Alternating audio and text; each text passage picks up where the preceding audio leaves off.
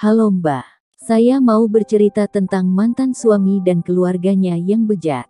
Kejadian ini sudah berakhir 2 tahun yang lalu, tapi entah kenapa semakin sini semakin sakit. Karena semakin hari saya semakin sadar bahwa selama ini saya dibodohi oleh mereka.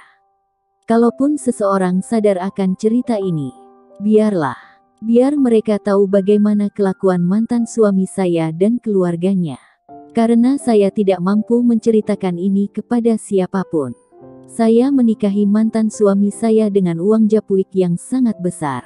Kami memang dijodohkan, tapi tidak disangka ternyata dia seorang homo. Padahal saya masih perawan 100% ketika menikahi dia. Dulu saya sangat polos, saking polos saya tidak mengerti hal-hal yang berbau gay, homodel. Saya baru mengerti ketika sudah bercerai dengan si bejat itu pun karena sangat penasaran, jadi saya searching di internet. Dan betapa sakit hatinya saya, ternyata selama ini saya dimanfaatkan. Pernah dulu dia menyuruh saya memasukkan timun ke duburnya, karena dia bilang dia sakit cacingan, jadi katanya obatnya harus memakai timun, karena ada beberapa temannya yang cacingan akhirnya sembuh dengan cara itu. Tapi ketika saya memasukkan timun ke duburnya, dia kelihatan menikmati sekali, tapi dia berkilah, katanya itu ekspresi kesakitan dia. Dan itu pernah dilakukan sekitar 5 kali ketika kami menjadi suami istri. Pernah juga saya memaksa dia untuk berhubungan badan, dan akhirnya dia mau. Tapi dengan syarat lampu wajib dimatikan dan memakai selimut.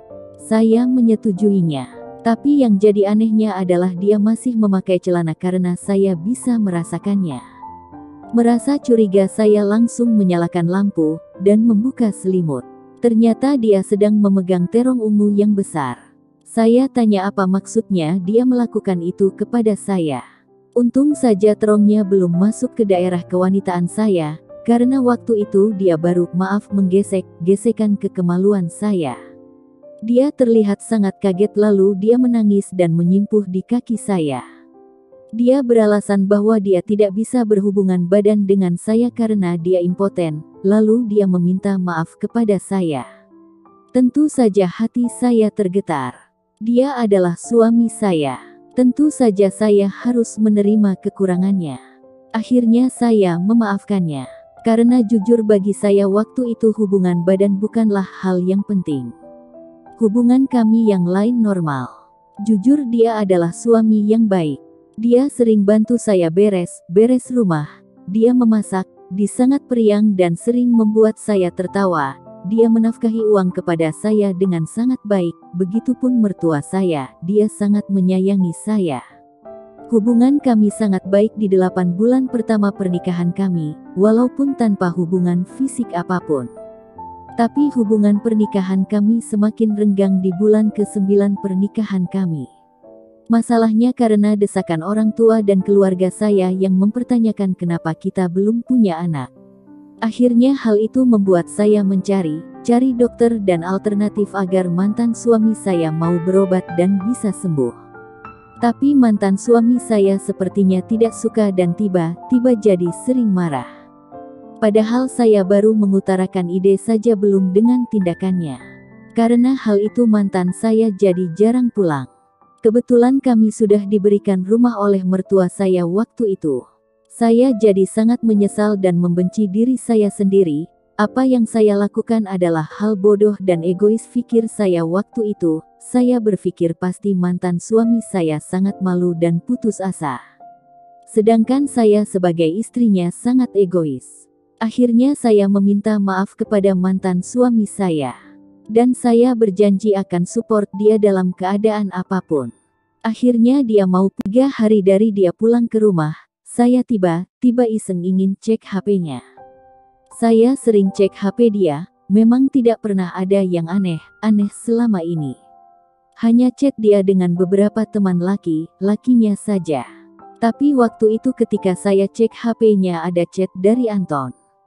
Tapi anehnya si Anton ini mengirim emo love di chat yang belum dibaca oleh mantan saya. Saya langsung klik chatnya, dan saya kaget karena mereka chat layaknya sepasang kekasih. Saya marah kepada mantan saya waktu itu, walaupun saya masih bodoh, Saya bodoh karena saya mengira Anton adalah seorang wanita. Pikiran saya nama kontaknya saja Anton agar saya tidak curiga padahal aslinya wanita. Saya marah sekali waktu itu. Otak saya mendidih sekali. Saya sampai bilang kepada dia, "Sudah impoten selingkuh lagi, mau kau puaskan dengan apa dia? Dengan terong lagi. Aku pun masih perawan belum kau sentuh." Dia terdiam dan tidak bicara sama sekali waktu itu, tidak ada pembelaan atau apapun yang keluar dari mulutnya. Dia hanya diam dan mengemas barang-barang miliknya. Aku tidak peduli waktu itu. Aku tahu kata aku pasti menyakitinya.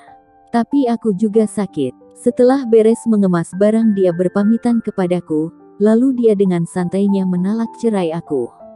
Aku kaget waktu itu. Dunia seperti runtuh. Yang aku harapkan dia meminta maaf kepadaku, dan mengejarku, lalu memohon kepadaku. Tapi ternyata dia menceraikan aku. Merasa tidak terima dengan keputusannya aku menelepon mertuaku. Aku ceritakan semuanya. Aku tahu mertuaku sangat sayang kepadaku, mertuaku tidak mungkin akan mengizinkan aku dan mantanku untuk bercerai. Ternyata benar, setelah aku menceritakan semuanya, mertuaku berusaha untuk menenangkan aku. Mereka berjanji akan berbicara kepada mantanku, dan meminta maaf atas kelakuannya. Manis sekali kata mereka waktu itu. Hari berganti hari, tidak ada titik terang dalam hubungan kami. Orang tuaku belum tahu apa yang terjadi kepadaku. Aku berusaha untuk tidak membebani kejadian rumah tanggaku kepada orang tuaku. Karena aku yakin waktu itu aku akan kembali rujuk dengan mantanku. Aku mencoba untuk menanyakan kepada mertuaku. Tapi mertuaku bilang tunggu dulu karena masih panas dan masih emosi. Padahal kejadian ini sudah hampir mau 1 bulan. Titik terang pun akhirnya muncul. Bukan dari mertuaku, tapi dari salah satu kerabat mantan suamiku. Suatu saat ada pesan di sosial mediaku dengan menggunakan fake account. Inti isi pesannya adalah dia sangat kasihan kepadaku, dan dia bilang bahwa selama ini aku hanya dimanfaatkan oleh keluarganya, karena mantanku adalah seorang homo. Tentu saja aku tidak percaya karena dia bilang dia tidak bisa memberitahu aku siapa dia sebenarnya. Dia hanya bilang bahwa dia adalah kerabat mantan suamiku. Karena aku bersikeras tidak percaya, akhirnya dia mengirimkan voice note. Di mana isi voice note itu adalah suara mertuaku dan mantan suamiku. Terdengar jelas mertuaku bilang kepada mantanku bahwa dia lebih baik menceraikan aku saja. Toh tujuan mereka sudah tercapai, yaitu yang penting mantan suamiku sudah pernah menikah dan menjadi duda. Sehingga orang tidak akan curiga akan kelakuan menyimpangnya. Hatiku hancur berkeping-keping. Tidak lama aku langsung ke pengadilan agama. Aku menceraikan mantan suamiku. Lalu aku pulang ke rumah orang tuaku. Orang tuaku hanya tahu bahwa aku tidak mencintainya karena dijodohkan. Ibuku merasa bersalah waktu itu karena mertuaku adalah temannya dan yang menjodohkan aku dan mantanku adalah ibuku. Mantan mertuaku. Mereka tidak pernah sama sekali menghubungiku atau meminta maaf kepadaku. Selama ini mereka pikir aku tidak tahu kelakuan anaknya. Padahal aku tahu, dan aku hanya akan membiarkan mereka menikmati kelakuan anaknya yang menyimpan. Aku tidak perlu membalas atau apapun itu kepada mereka. Bagiku mereka sudah hancur. Sampai sekarang aku tidak tahu siapa sebenarnya kerabat mantan suamiku yang memberitahukan semuanya kepadaku. Tapi yang pasti aku menyebutnya adalah pahlawan, dan ini adalah rahasia terdalamku.